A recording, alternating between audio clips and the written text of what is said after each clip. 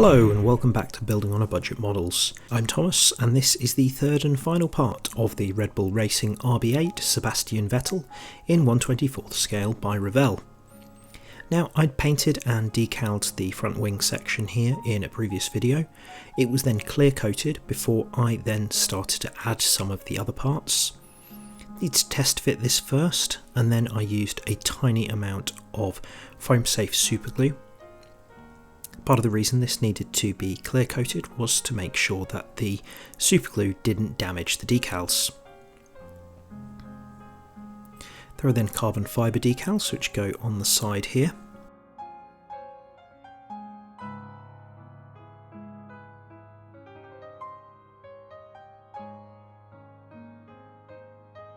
The front end plates and the small winglets were assembled separately from the front wing, just using a little bit of Tamiya extra thin cement.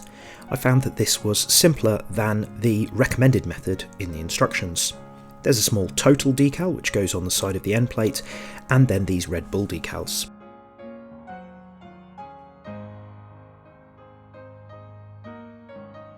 These small Red Bull decals look a lot more complex than they actually are, but a bit of UMP strong decal solution helped them to adhere to the surfaces really well.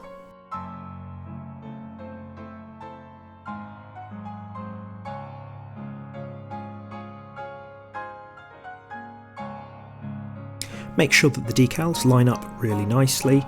I found adding a little bit of micro set to the surface helped them to move around a little bit, and then the UMP strong decal solution over the top helped them to adhere.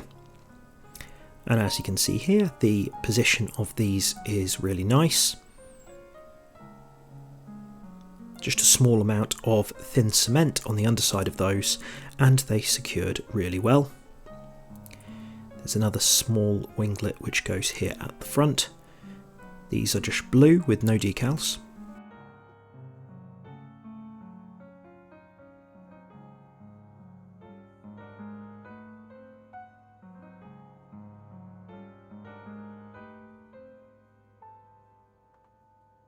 And here it is after 3 coats of Mr. Super Clear.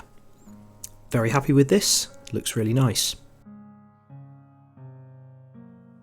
Now the rear wings here again have been painted in TS89 Pearl Blue from Tamiya, and then once that's cured I've added these Red Bull decals.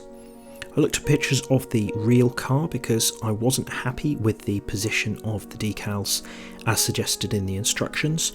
Felt it was better to move them up a little bit.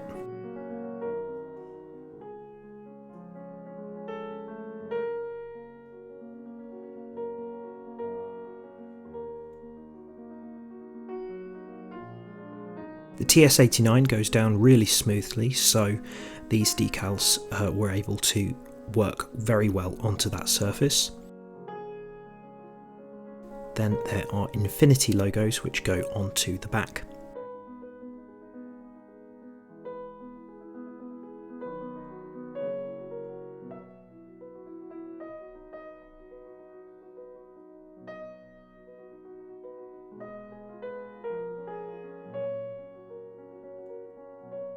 Steering wheel has one decal in the centre.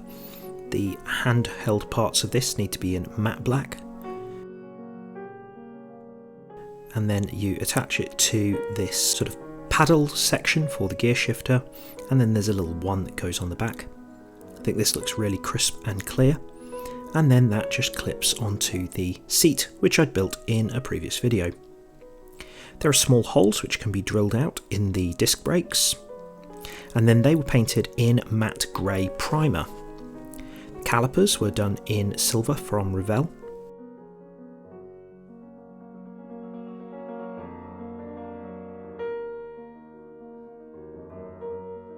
And the centres painted in gold leaf from Tamiya.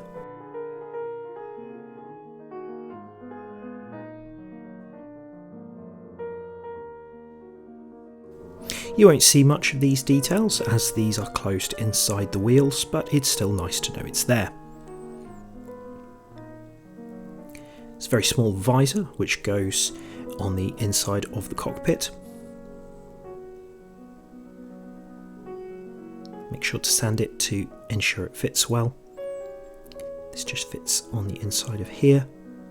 Make sure that this goes in before the seat, as it will not fit otherwise. The seat then goes into the underside, and that is all complete.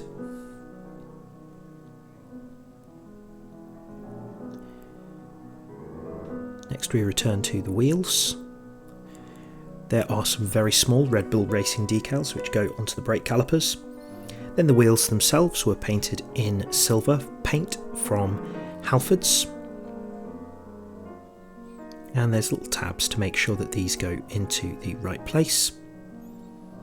Used some extra thin cement around the inside to secure them, and then to make sure that they stuck together really well, I used one of these model clamps with a little bit more extra thin cement.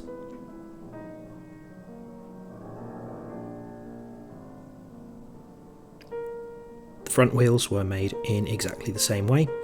All the disc brakes are identical.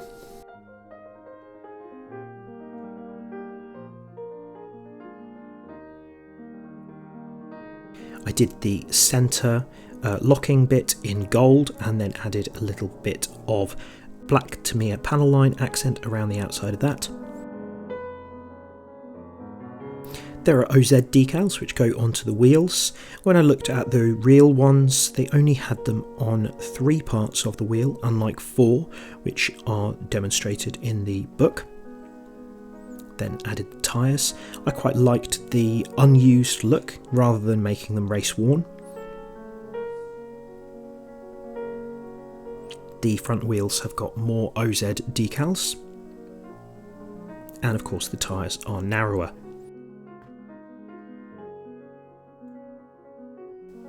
Now I then used these top studio rivets to create a valve stem in the rear tyres. I drilled into the section that doesn't have an OZ decal and then added a little bit of foam safe superglue, and then very carefully added the valve stem. The hole was less than 1 millimetre wide. I would probably say about 0.2 of millimetre wide. And there we are, I'm pretty happy with that. The instructions recommend assembling the rear wing onto the car. However, I found it was much easier to assemble it like this instead. This section here is part of the DRS. That will need to be added later. I'm just test fitting it here. I used a tiny amount of Tamiya thin cement. I'd already sanded the paint off the ends of these wing parts. I tried putting the thinner upper part here in now, but I found that the fitment wasn't great, so I found it was easier to just put the wing together with the 2 larger horizontal sections and then add that smaller one afterwards. This required quite a lot of holding still and being very patient. Then when that was cured, I then put that smaller section in here. I was much happier with the assembly like this. Once that had all cured, I then added the little DRS section here, first test fitting it and then using a tiny amount of foam safe superglue to fit it into place. It was then time to do the tyres. You had the yellow softs or the white medium Pirelli P0 tyres. These are standard waterslide decals, so I first put down some micro set. I let the decals soak for about 15 seconds. Chose to do the outer wall first, as if I made any mistakes I could use the decals from the inner walls.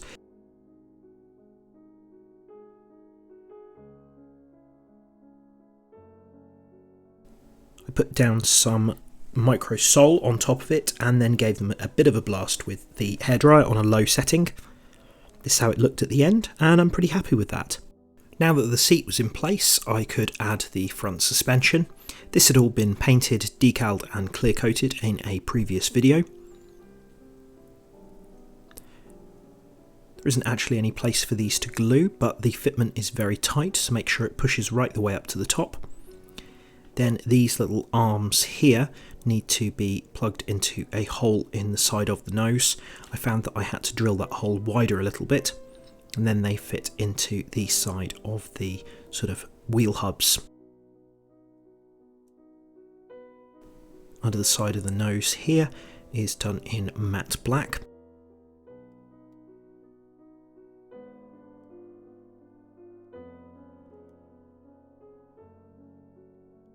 Again, the fitment was quite tight, and especially around the end which goes towards the seat section, you need to make sure that the position is all right.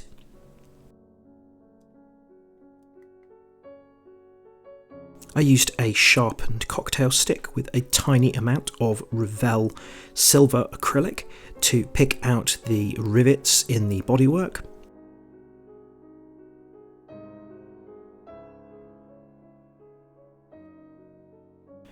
Now the base here has all its parts, so it was then time to mount the bodywork on top. Now this wasn't exactly how the instructions wanted you to do it, as they want you to piece together the body in sections. So this was quite challenging, had to kind of lead from the front to get the side pods and the snorkel in place. However, after a few attempts, I decided to remove the snorkel. You won't be able to see it once the bodywork's on anyway, and I found it was much easier going then. Still not that easy, but easier. There are a few tabs that fit into the floor, which once it's secure, you can then add some glue, such as Tamiya extra thin cement from the underside, although obviously be very careful here so as to not let the paint run. Wheels were now all done. I used a little bit of washing up liquid to help fit them onto the car, as the fitment was very tight.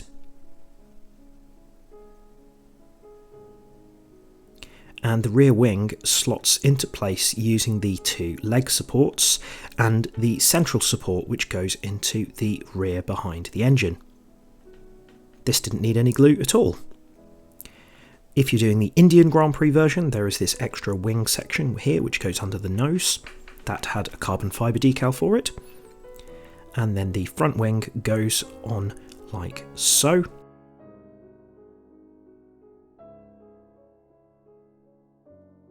I used the sanding stick to support it while it was curing.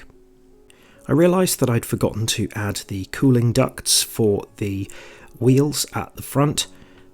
I wanted to see if I could fit these without removing the wheels, and fortunately I could. Just needed a little bit of forcing in places. Make sure to add them at the correct part if you're building yours. Then there are barge boards which go on the side. These have these Rauch logo on, whom I believe are a food company. Any Austrians might know more about that than me. Might be Rauch, I'm not sure.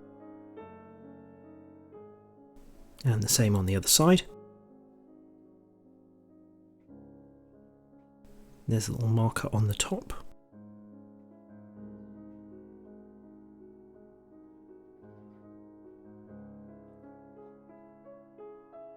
Now these little sort of barge board sections on the side should actually be carbon fibre on the bottom third, so I added some semi-gloss black to the outside of those. There's a little 1 decal that goes on the side. It would be 2 if you were building Mark Webber's car. The wing mirrors here have got a silver decal for the inside and 2 Rauch logos for the tops. I used some foam safe superglue to fit those into place.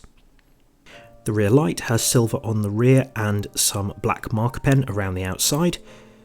And then there are some aerials and things like that which go onto parts of the nose, and a little camera which goes onto the side of the snorkel section here.